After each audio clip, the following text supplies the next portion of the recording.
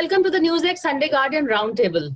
Well, we're here discussing, I think, what is fast becoming the favorite weekend topic on Roundtable, and it seems to be the weekday topic on all the prime TV channels, the Kangana Ranaut case. I'm calling it the Kangana Ranaut case because it is no longer the Sushant Singh Rajput case. She seems to have hijacked the case, the headlines. It's no longer whether about Sushant Singh Rajput's death. The case has become much, much bigger. It's become Kangana versus Rhea. And now I think it's all about Kangana versus her next big move. Is she debuting for a political career? Is she not? I mean, it's not just moving from Bombay to Manali. There seems to be a whole career shift also. We've seen her grandstanding. We've seen all her statements. We've seen Bollywood being divided. First, it was whether you were, for the insider versus outsider, which was the Sushant Singh Rajput narrative. Now it's become the Kangana narrative. Are you with her? Are you against her? Sides are being taken. We have Jaya Bachchan. The matters even reached Parliament. It's no longer just on primetime TV. Where is this rhetoric going? Where is the narrative going? And, well, the nation seems to want more and more. So should we just blame the time TV anchors? Because if you go to any Kirana store, any outside shop, everybody's talking about Kangana ya Rhea.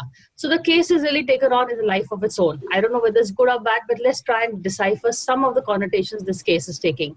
Joining me is, of course, my favorite panel. I have Kaveri Bamzai, author, film critic, and columnist. Mayank Shekhar, he's also an author, film critic. He's been seen in byline in Bombay Mirror, in Hindustan Times, and he's someone who's a Bollywood insider. Rashid Kidwai, author of Neta Abhineta, someone who knows, the lines between Bollywood and politics, where they merge and where they blur. Rashid's written all that about in his book. And Dilip Cherian, an image guru, a very important person, because it's really all about posturing, isn't it? But Kaveri, we've seen how this case is taking on a life of its own. Jaya Bachchan in Parliament, the case has reached Parliament also. We all thought this would happen, but did you really think it would be loaded this way? I'm not surprised, because I think for a long time Kangana has been articulating what the new politics of India really is, and she's clearly taken all the strategy from the Prime Minister's playbook. First call yourself a victim, then talk about yourself as the survivor. Diss the system, completely disregard everyone else who has gone before you. So you become the first feminist, the first nationalist, the first Hindu protagonist. I mean, you're the first of everything, which is not possible. I mean, just like politics in India, movies in India, cinema in India has a long history, and people have gone before her who have done considerable amount of work for her to get to this point. So I think this whole idea that she's the first of everything, the first of a new dynasty, so to speak, which really is what she's looking at, is, I think, one of the points. The second point is that clearly there's a leadership vacuum in the industry, just as there was in politics before Mr. Modi stepped in. And that is what she's aiming at. She's really aiming at the commanding heights of Bollywood, whatever's left of it.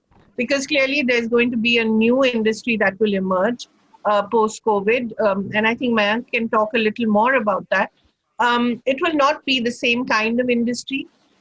Movie making so far has been so collaborative that everybody has needed everyone else. But, Kangana makes almost a fetish out of the fact that she can now make movies entirely on her own, which is, of course, not true. But it is an interesting way to look at the way she, positions herself, that I'm the writer, I'm the director, I'm the actor, I'm the star, I'm the ambassador, and everything that I'm doing is about me, so that I can create a path for others to follow. Now it's no longer about just her, but for others to follow. And the third thing I want to highlight is the fact that whether it's Kangana or on the other side you have Taapsee or Swara, and I think that's a point that Taapsee made, it's really the women, or Jaya Bachchan, it's really the women of the industry who are talking. The men seem to have just either abandoned the issue or just run away, or are just sort of doing exactly what Kangana accuses them of doing behind closed doors. And you really have the leadership of the industry on both sides of the debate being led by women. So I think that is also something that we have traveled to this point, that we've had over the years an increasing number of women in positions of writing, directing, acting, more and more prominent positions. And we've come to a point where actually the men almost seem like accessories, which is very pleasant place to be, because so far the men who have ruled the industry have not had a particularly great track record. So it's an interesting development. Let's see where it goes. Rashid, you've been following the lines between Bollywood and politics. It's always happened. It's nothing new, from Amitabh Bachchan's time to even earlier. But nowhere is this more stark or in our face than now, with this, the Akshay Kumar's interview, Kangana Ranaut's shenanigans, if she's taking on the Shiv Sena, the BJP is giving her class security. It's very clear which line she's going. As Kaveri said, her rants, she's also been positioning herself as this patriotic Bollywood star, मैं Shatrani हूँ, मैं ये जंग करती हूँ, and I will stand up for nationalism, patriotism. We've heard this line before, and it all is really towards one particular party. So do you see Kangana positioning herself? Would you be very surprised if she joins the BJP anytime soon? Yeah, first of all, let's understand this politics and Bollywood have always been there. In the sense, वो जिसे कहते हैं हिंदी में चोली दामन का साथ रहा है. In Nehru's time, there was this Prithviraj Kapoor and all used to extend this cultural diplomacy. Although Dilip Kumar, Raj Kapoor, they were deeply influenced by Nehruvian ideology, filmmakers like Mehboob Khan, etc. Now, but then came this era of this Rajesh Khanna and Amitabh Bachchan rivalry. But when they were in politics, Shatrughan Sinha, Vinod Khanna, different political parties, but they were very careful. They would not get into this, slanging match. That culture continues. I think Kaveri is right about, women coming and, taking a position and all. It's not that men have not taken. You look at Paresh Rawal, you look at, Vivek Agnihotri, you look at Anupam Kher, they all have, done it. What men are being little more careful in the sense that once they get rewarded, they are silent. So they all have taken, some of the other, they've got some position. Other day very difficult to satisfy a woman. Is that what you're saying? So the men are actually money wise. Women tend to move on more on an emotional side. Kangana is just doing simple thing, that shock and awe method she has adopted. She is much more accomplished than a Rakhi Sawant, but her conduct is, very much like that. And all basically, what is filmmaking? It's all about departure from reality. The problem is that when this kind of departure from reality, or the creative right to lie is peddled as fact and news, that is where there is a problem. Me and Kaveri and Dilip ji and I think we belong to that old world where we think facts are important. Truth is important. What is right? I don't know what is man's position in this. But all I'm saying is, so she's catering to a segment, and it's everything is going well. Everything is going well. Therefore, Kangana, who had a lot of scores to settle with, so to say, many A-listers, she's doing that. And she's doing it with vengeance. She's enjoying it. And I think everyone else is also enjoying it. That seems to be the problem. But Mayank, where do you see Kangana headed? Is she going towards politics? Or as Kaveri says, will she be leading the face of a new Bollywood order that is emerging? Well, I think it's important for us to understand that Bollywood is not a political party or is not a country, a neighboring country or a university that you can attack and then there will be a retaliation, which will be in a very concerted campaign sort of way. There has been a smear campaign over the past, couple of months, right? And it took that long for even a film producers guild to write a letter saying, hey guys, calm down, right? That just tells you, forget about mafia, which is organized crime. They're not even organized enough to defend themselves as an industry, because that's one film producers guild, which has a rival body, which is AMPTPP. There is another rival body called IMPA. There's another rival body called Film Federation of India. Then there is a Directors Association. Then there are cine artists. It's, the fact is that these are all individual players doing their own thing, putting together, little mini corporations around a particular movie. So, to even accuse them of being a cabal is bizarre. And you can tell by the proof is in the pudding.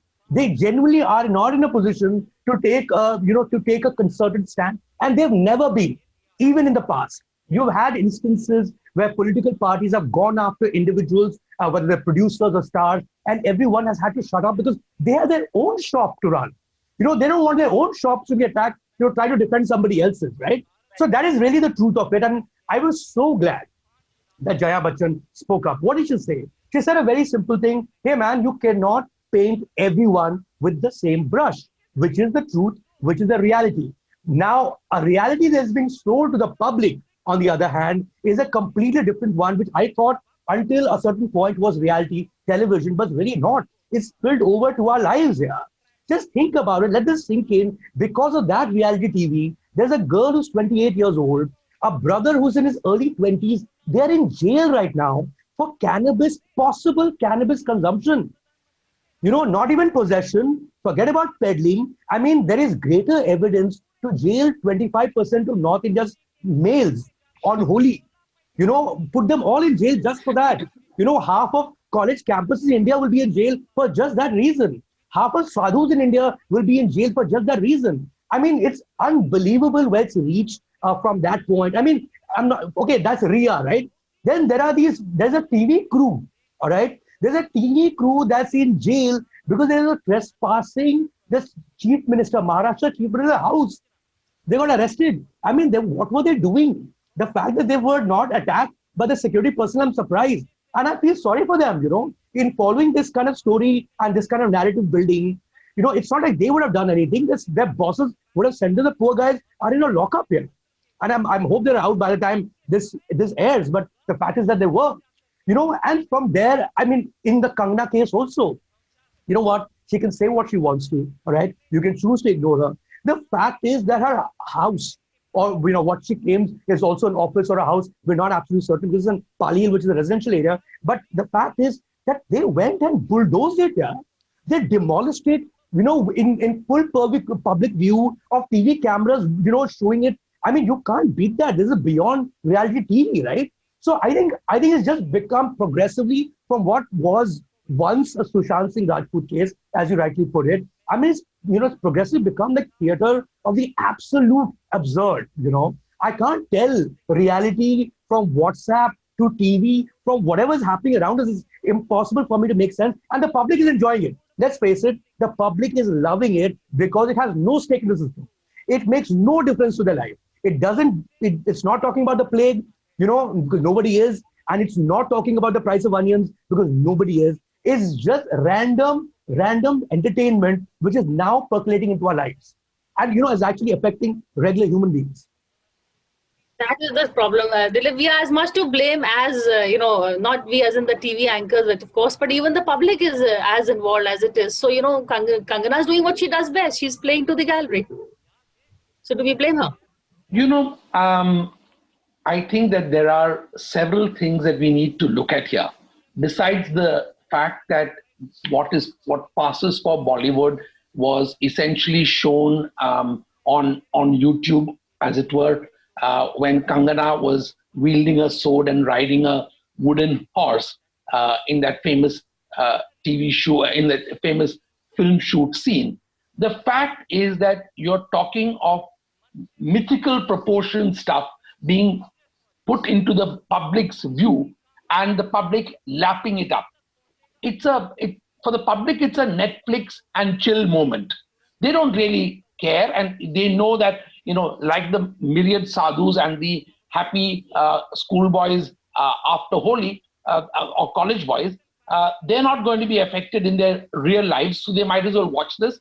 And the more doom and gloom there is in their real lives, this is what they're going to spend time on, and they're quite happy doing this.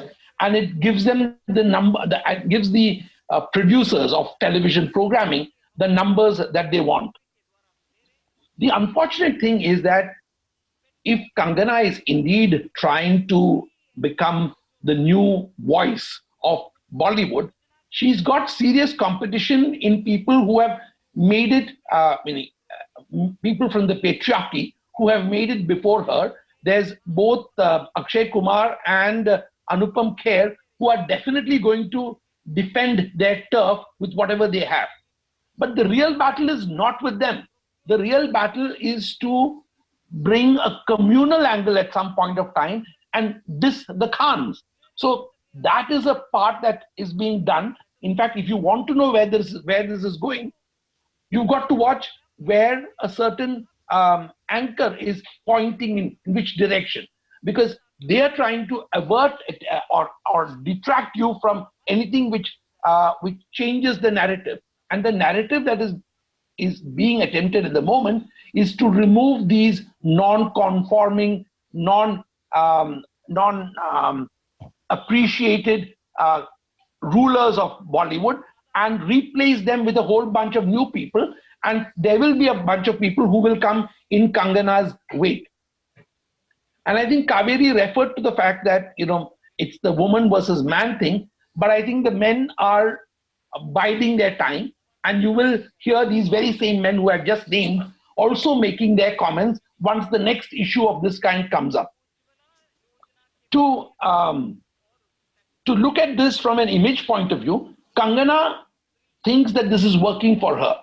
But even though there may be no organized industry, as Mayank has explained to us quite well, when this cabal begins to close ranks, it always happens behind the scenes. So this is not going to go away. People are not going to forget this. She may have got a moment in the sun, and she may also have got lots of trolls supporting her, and maybe her digital presence has gone up a whole bunch. But the fact is that if you want to survive in this industry, then you need multiple cabals supporting you at various times. She may get rid of her director and say that she can, direct the movie herself, but that's not going to last for long. Therefore, the big question is this image being built up to enter politics? And that is a relevant question. And I think that we all need to see that that is one path which opens up in a much bigger way as other doors or windows shut on her. So that is something that I would say that I put my money on, that is where she is segueing towards. But I don't know whether she's shutting her door on Bollywood, Kaveri, because we've seen a lot of Bollywood films are also taking up these right-wing themes that Kangana is addressing. She, of late, her films have been like that. A lot of Bollywood films are also turning right-wing right now, aren't they? I just differ a little from the others on this. I don't think that these are things that are merely manufactured. Of course, they're manufactured. But the fact is that they are also touching something in everyone. People are not just enjoying it, but they're also resonating with it. It's not an empty consumption. It is touching some part of them. And I think what it is and what people are responding to is that she's able to touch upon all the pressure points that people feel, whether it's nationalism, whether it's the communal angle, whether it's class, whether it's caste, whether it's dynasty. These are things that ordinary people also feel very strongly about. The other day she made a comment about how it's no longer just about roti, it's also about self-respect. India has gone from just wanting equity to also wanting dignity. And I think that's a very interesting point she makes, about the new India. The fact that it wants dignity as well. And you see it everywhere. So I think it's not that she's just speaking empty rhetoric, which is not resonating with people. So the fact that even the industry is turning towards some of these themes is because they understand that is where some of the audience as well lies. And it's not just that her presence on social media is, or the people who support her are just virtual bots. They are also real people. I think the point here is that we'll have to see, I don't think she'll give up cinema so easily. The point we'll have to see is that how do people respond to her as an actor who's out of the TV studios, out of the Zoom conversations. When she gets to the theaters, when she starts hitting our screens again, whether it's the small or the big screen, it'll be interesting to see how we respond to her out of her avatar as Kangana Ranaut, the fire breather, flamethrower, destroyer, how she appears to us as a character from a movie. And I think Bollywood or the industry, whatever you want to call it, it's very cynical. It worships success. If she's able to turn around a movie, her next movie, say Thalaivi, into a major success, let me tell you, they'll all come back to her. If not the entire cabal, some will. And, they just, I think her image will turn once again the next big Friday she has. So I think there are a lot of things that one has to watch. I don't think a political career is on the anvil so soon. But she will continue to talk this, to take this line. She'll be the sort of Shabana Azmi of the right. Well, Shabana's activism was not just about speechifying. To give credit to her, she did also actually make some changes on the ground. Of course, I think when you begin as a rebel, you end up as the establishment at some point if you're around long enough. It happens to everyone. So, that's the truth. How do you see Kangana's politics, Rashid? We've seen the others, Amitabh, Jaya, and all. Now, this new person on the block, she's really been the most vocal of the new lot, really. I think Kangana has accomplished, her kind of acting career. I think she's looking, for a career outside politics, because here Outside politics. Outside cinema. Of politics, perhaps politics or some kind of public figure. Because if you look at, the Bollywood or Indian film industry, it is very secular for commercial reasons. It is because of box office, not because of, they are a great believer in Hindu-Muslim Sikh side. Because there is viewership is very, huge. And everyone likes to see how do you explain success of films like Mulk or Raji or several other, where kind of, nuanced positions were taken. So I don't think, I don't think she'll be very successful in this kind of political avatar as a film actor, because when film is produced, then everyone watches it, and there are a lot of people, believe me, in real world, not in television studios, who actually believe in this, sort of Indian ethos and Indian culture and all. So that is where I think she will be, fine. I think she has a point to prove. She nursed a grudge, and she's finding it very easy with the help of, television and political establishment. Because, Priya, what do you have to do? You just say there is a cocktail or there is a drug called Susie. Now you can go on, speculating who Susie is. So I'm saying, but in the process, and I know Mayank is laughing, but there is a great, kind of personal grudge which she's trying to, settle. Now, this is her game. So I don't think it is as if, Mr. Narendra Modi or Mr. Amit Shah wants her to take this position. She is she's a sort of lone wolf at this point of time. And let's see how successful is she.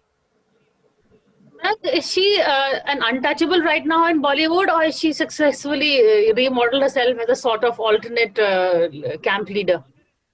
Well, I think she's pretty much on her own, right?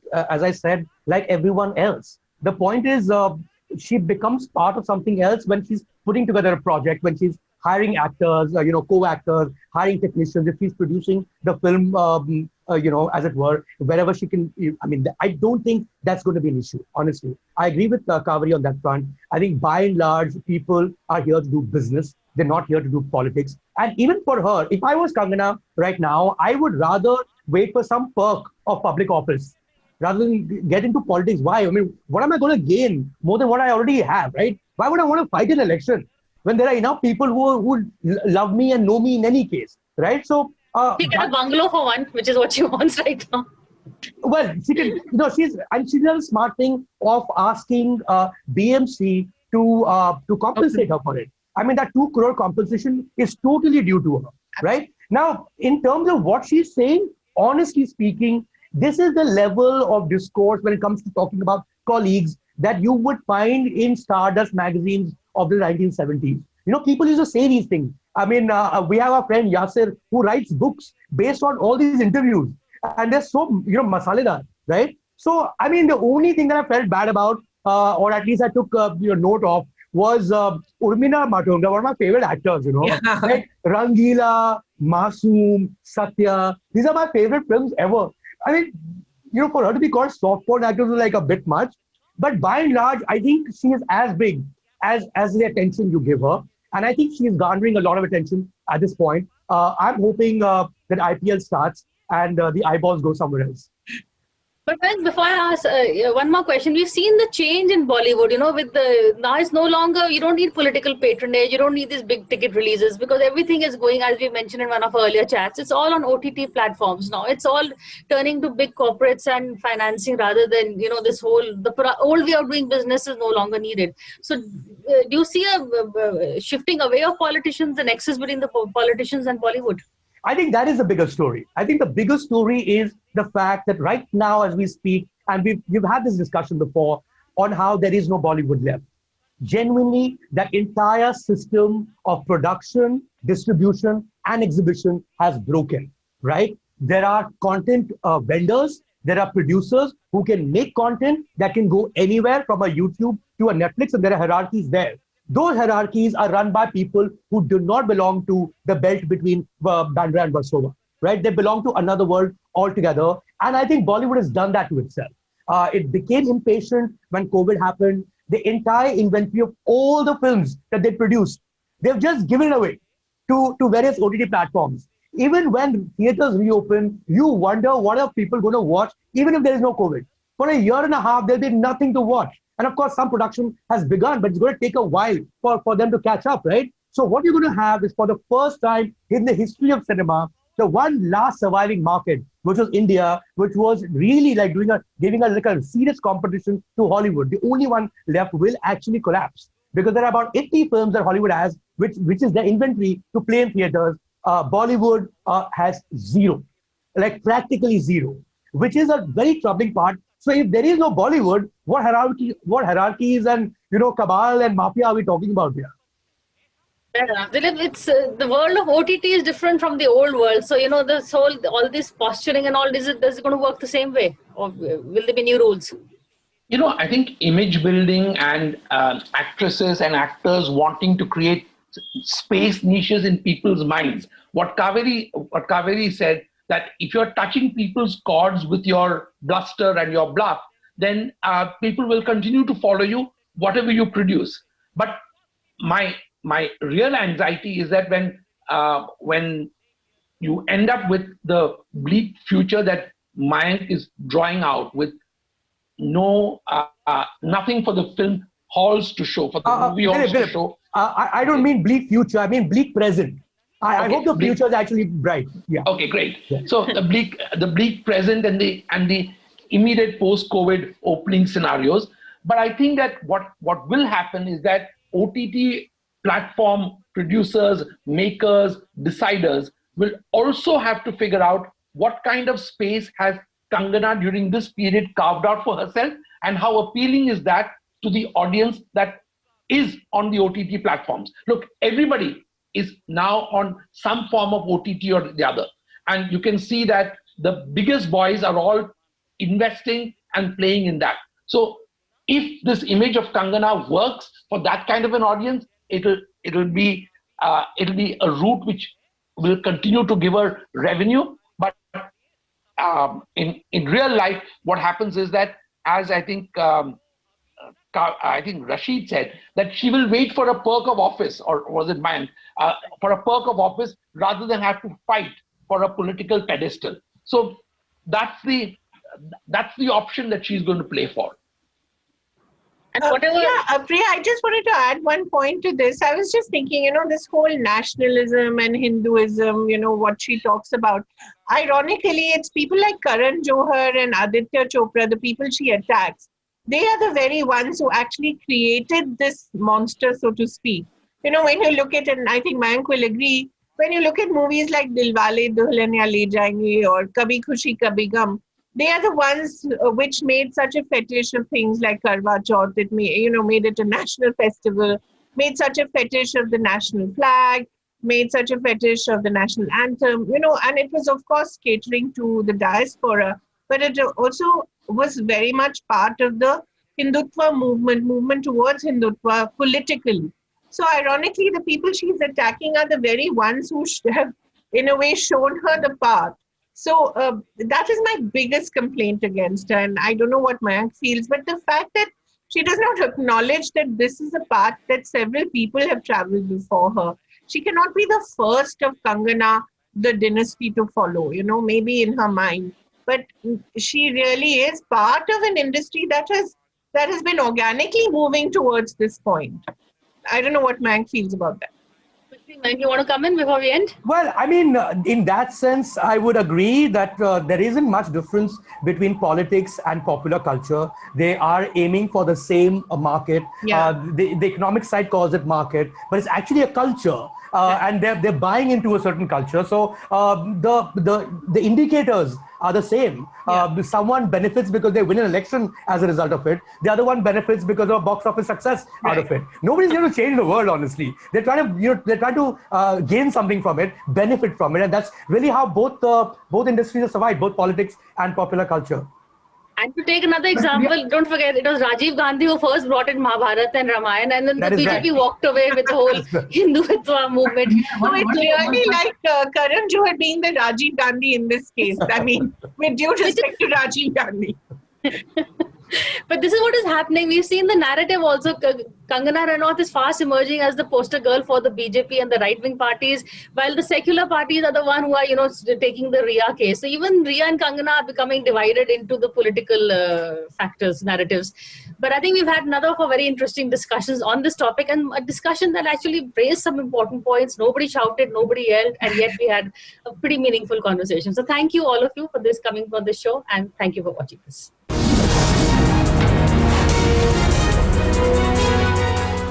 For more such videos, subscribe to the NewsX YouTube channel, hit the bell icon.